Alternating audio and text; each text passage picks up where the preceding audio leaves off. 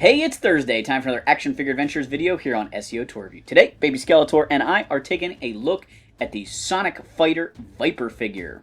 This Sonic Fighter infantryman was sold exclusively by the G.I. Joe Collectors Club figure subscription service. The Sonic Fighter Cobra Viper was figure 4 out of the final 12 exclusives.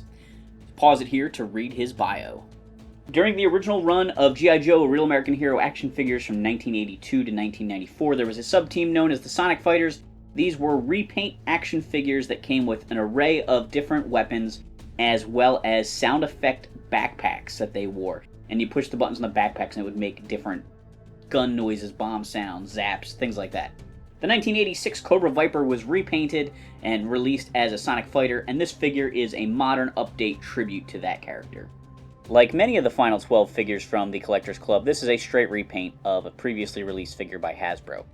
The club was losing the license to produce new figures, and they were trying to get out as many of the old vintage characters as possible, as well as a few things from other areas of the collector realm to make everybody as happy as possible. But obviously the budget was limited, and so some of the easiest characters to do were the characters Hasbro had repainted themselves in the original line and do repaints in the modern updates. So this Cobra Viper has a red mask, he has gold accents on his helmet and his chest piece and his knee pads and everything like that, and the rest of his outfit is a orangish brown jumpsuit. It's a pretty good representation of the original figure. I don't think the colors are quite as striking. The jumpsuit matches the helmet a little bit too much, though, the orange and the red. The gold is not really shiny, it's a little bit more mustardy. So I don't think he's quite as striking, but I am excited to have this version of the Viper as a figure.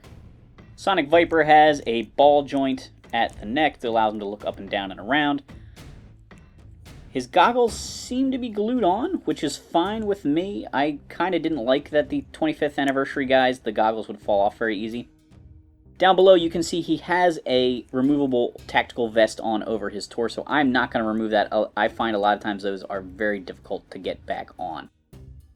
He's got standard G.I. Joe swivels and hinges at the shoulders, which gives him a great range of motion.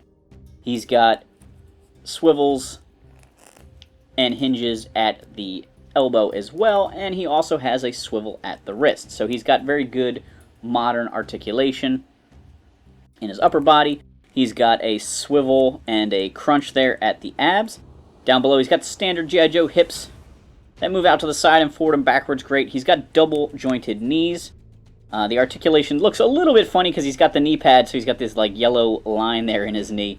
Not the end of the world, but you know, that kind of thing does. Sometimes the articulation is very noticeable with paint apps like that. Down below that, he's got hinges that allow his ankles to move forward and backwards and rotate around. So he's got, you know, that standard modern G.I. Joe articulation. Nothing extremely fancy. Oh, he does even have rockers at the wrists. I did not notice that before. Does this one want to do it too? Oh, this one moves up and down. And this one moves forward and backwards.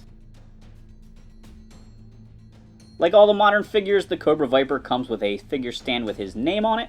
He has a gold Viper backpack with gray grenades. I think these might be removable, but I'm not sure. I don't want to break it. Obviously, the original Sonic Fighter backpacks were enormous and had electronic sounds in them. This is not one of those. It even says on the package, you know, electronic backpack not included. But I'm glad they gave him a backpack because the backpacks were part of the Sonic Fighter things, and we've gotten very few backpacks in the club era, and so at least he has something to represent that, even though it's not going to be super bulky and make noises. He comes with several guns. He has this repaint of the, I believe this was like originally Annihilator's gun. It's been retooled, but that was a gold gun that originally came with this figure. He's got a small machine gun here. It looks similar to one of the machine guns he came with, although it's not exactly a retool of the one that came with the Viper. That looks great. He also came with this mortar. The original figure came with Downtown's mortar. That's a 3-piece setup. This one's really just a 2-piece with the hinge here. This, I think, is from the new sculpt era of G.I. Joe, but it's a good piece. It represents the accessory just fine. And pardon the thunder in this video, it just started to storm like crazy here while I was filming. The Viper's final accessory is this really weird pistol with this giant thing on it. I don't know where this came from, and it looks nothing like the Shockwave pistol that the original Viper came with, and this is downright bizarre.